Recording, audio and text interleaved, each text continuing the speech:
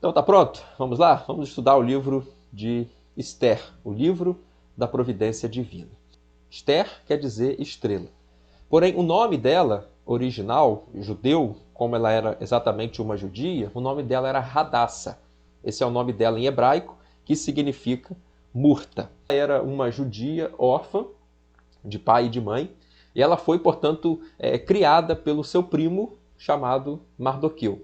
E ela foi criada lá na Pérsia. Ela era uma virgem muito bonita e que, por conta disso mesmo, ela acabou se tornando rainha da Pérsia em substituição a Vasti. Toda essa questão, irmãos, coloca Esther como uma das últimas personagens do Antigo Testamento.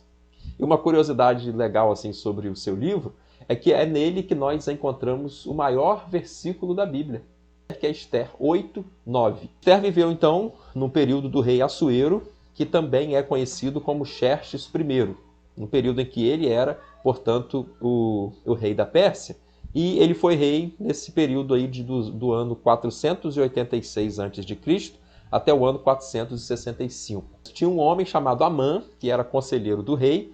Ele era muito arrogante, muito orgulhoso. E ele exigia adoração pelas pessoas que passassem por ele. E um dia, Mardoqueu, que era o primo de Esther, que foi o cuidador dela, não se curvou diante de Amã. Não se curvou. Ele tinha o princípio dele judaico de não se curvar diante de ninguém que não fosse Deus. E Amã, ele reagiu de um jeito tão estranho que ele ficou com raiva porque Mardoqueu não queria se curvar diante dele. E sabe o que ele pensou a partir disso? Eu vou matar não só Mardoqueu, mas eu vou matar todos os judeus, porque Mardoqueu era um judeu. Isso estava colocando em risco o plano de salvação. Abalou o Senhor? Isso não abalou, porque o plano dele haveria de ser cumprido direitinho. E o Deus, que é o Deus das providências, o Deus que é o Deus que cuida de tudo, já tinha preparado tudo com antecedência. Esther está no trono, Esther é judia, ela intervém, ela atua, ela luta e o seu povo é preservado. O livro de Esther é um livro que apresenta assim, muitas festas, muitos banquetes. Em 10 capítulos que tem Esther, nós encontramos nada menos do que 10 banquetes. Em 3 momentos diferentes, em que 3 pessoas diferentes dão exatamente festas, promovem banquetes. A primeira parte do livro de Esther seria, então, os 2 primeiros capítulos em que nós vemos as festas que o rei Assuero promoveu.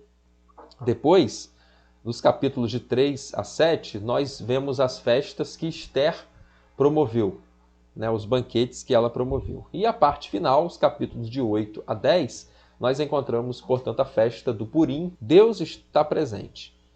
E aqui poderia parecer algo assim muito curioso, porque você deve saber da verdade que o nome de Deus não é mencionado no livro de Esther. E tem outro agravante, digamos, que o livro de Esther é um dos únicos livros do Antigo Testamento que não recebe qualquer menção ou referência lá no Novo Testamento. E já deve ter passado na sua cabeça em algum momento a dúvida da existência de Deus? No livro de Esther, o nome de Deus não é mencionado assim explicitamente, mas Deus está presente nas entrelinhas. Então eu queria afirmar, em primeiro lugar, essa grande verdade para mim e para você, que mesmo que Deus não esteja evidente, Ele está presente. E a gente não pode duvidar disso. Outra verdade sobre Deus, que eu tomo desse livro, é que Deus toma providências. Como assim? Deus estava agindo nas coisas antes do problema surgir. Deus sabia que Amã ia surgir e ia querer matar todos os judeus.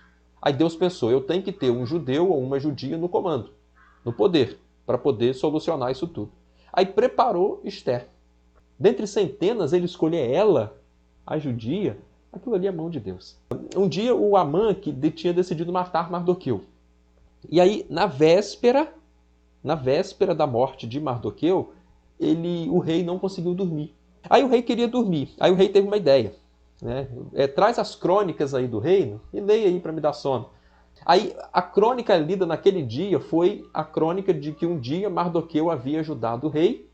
E o rei ficou impressionado. Esse homem salvou a minha vida. Que recompensa que esse homem teve? E aí olharam lá, não, ele não foi recompensado de forma nenhuma. O rei, não, mas está errado. E aí a coisa muda. E aí a história muda, e aí o jogo muda, porque Deus fez com que uma mulher, dentre centenas, fosse escolhida, para que um homem perdesse o sono entre milhares, e para que a página de uma crônica entre milhares a ser lida fosse exatamente aquela que ia beneficiar Mardoqueu. Irmãos, a gente não tem dúvidas de que Deus coordena, de que Deus controla todas as coisas. Às vezes algo assim acontece em nossa vida que a gente pensa, isso aí foi coincidência. Meu querido, deixa eu dizer uma verdade para você. Se você acredita em Deus, você não tem que acreditar em coincidência, porque coincidência não existe. O que existe é providência. Deus muda a nossa sorte. Aqui acontece o seguinte, Amã havia escolhido um dia para matar todos os judeus. Esse dia não foi escolhido aleatoriamente. Ele lançou sortes para que esse dia fosse escolhido, e o dia da morte dos judeus, marcado para a morte dos judeus, virou um dia de grande festa. Virou um dia de morte dos inimigos dos judeus. E aí, por causa disso, exatamente, a festa principal dos judeus comemorada aí nesse período, a festa de Purim, Purim significa sortes. Aliás, algumas pessoas pensam, inclusive, que o grande propósito do livro de Esther estar na Bíblia é porque é nesse livro que nós conhecemos a origem de uma das 5 principais festas dos judeus, que é a festa do Purim. Então, todos os anos, ainda hoje, no dia da festa do Purim, os judeus leem o livro de Esther. E aí devia ser algo assim interessante para a gente acompanhar, porque quando a leitura é feita, quando o nome de Esther é mencionado, as pessoas aplaudem e ovacionam. E quando o nome de Amã é mencionado, as pessoas vaiam e batem os pés. Portanto, o livro de Esther faz parte dos chamados 5 rolos, que são 5 livros bíblicos que são lidos em 5 diferentes festas judaicas. É interessante que várias vezes é dito no livro de Esther que o decreto persa é um decreto que não pode ser revogado. Aí Deus entra em ação e muda o que não pode ser mudado. Eu não sei assim a situação que você está vivendo hoje, mas eu tenho certeza que Deus pode mudá-lo. Deus é justo e que Deus é fiel. Por que a gente pode dizer isso a partir do livro de Esther? O Mardoqueu, que era um homem temente a Deus, e que foi um homem que tinha sido assim bom para o rei, ele foi recompensado. E Amã, que foi um cara que tinha orgulho, um homem que desenvolveu ódio por Mardoqueu, porque Mardoqueu não quis se curvar diante dele, Mardoqueu recebeu a punição pelo seu erro. A questão foi tão irônica, que Mardoqueu tinha mandado construir uma forca de 25 metros de altura. E aí o jogo virou de tal forma que Amã foi morto na forca que ele havia construído para matar Mardoqueu. Deus faz justiça, porque Deus está vendo tudo, porque Deus sabe de tudo, porque Deus cuida da gente. E se a gente não vai ser recompensado aqui na terra, meu irmão, lá na eternidade a gente vai ser. Deus se agrada do jejum. Como isso daqui? Antes de Esther falar com o rei, ela tinha medo de se colocar diante dele, porque mesmo se a rainha não fosse convidada, ela não poderia comparecer diante do rei, a não ser que ele estendesse a ela o seu cetro de ouro, o que realmente aconteceu. Para jejuarem durante 3 dias por mim. Ninguém vai comer nada, ninguém vai beber nada durante 3 dias, jejuando por mim para esse meu encontro com o rei Assuero. E eu também vou pegar as minhas servas e nós também iremos jejuar, nos preparar para esse dia. Irmãos, quando a gente jejua, a gente mostra dependência de Deus. O jejum é bíblico. O jejum não é coisa só do Antigo Testamento, porque a gente vê o próprio Jesus jejuando. Ele começou o seu ministério jejuando 40 dias e 40 noites. E o próprio Jesus mandou a gente jejuar. Então o jejum mostra para Deus o seguinte: Senhor, eu quero enfraquecer a minha carne para fortalecer o meu espírito. Senhor, o que eu tenho de mais importante na vida não é o pão que eu como. O que eu tenho de mais importante na vida é a tua presença e a tua vontade em mim. Deus deseja a nossa gratidão. A festa foi feita. Até hoje o judeu celebra a festa do Purim de gratidão ao Senhor por aquele livramento. Irmãos, nós somos muito fáceis e temos uma tendência muito grande em frisar demais os problemas.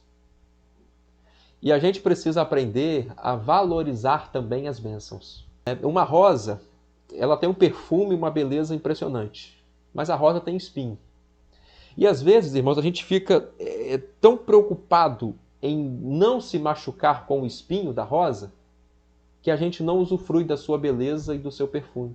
Os nossos calendários, os nossos dias, eles precisam ter mais registros de coisas boas e não só das coisas ruins. A vida de Esther é uma grande demonstração da pessoa de Jesus. Porque o que Esther se tornou?